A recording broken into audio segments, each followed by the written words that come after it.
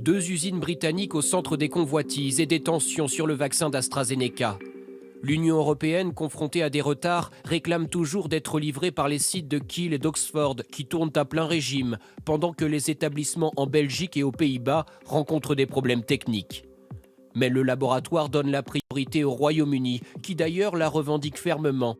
AstraZeneca est la clé de voûte de sa campagne si rapide, 100 millions de doses commandées, plus que tout autre vaccin, et notamment que Pfizer, 40 millions de doses, le second actuellement utilisé. Face à ce rythme de production à 2 vitesses, l'Union européenne a lancé une enquête nourrie de soupçons.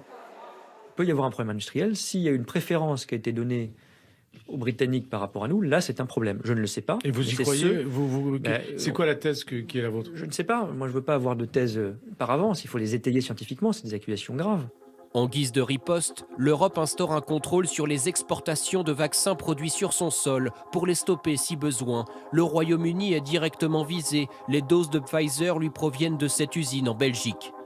Mais les Britanniques affirment ne pas craindre de pénurie. Leur nombre d'injections, près de 9 millions ce soir, est supérieur à celui cumulé des 5 pays européens qui ont le plus vacciné.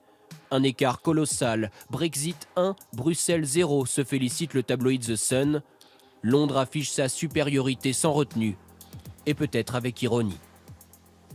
C'est aussi dans notre intérêt d'aider nos amis et voisins à mener leur programme de vaccination. Et nous le ferons en nous assurant que les contrats sont respectés et que les Britanniques sont vaccinés en premier.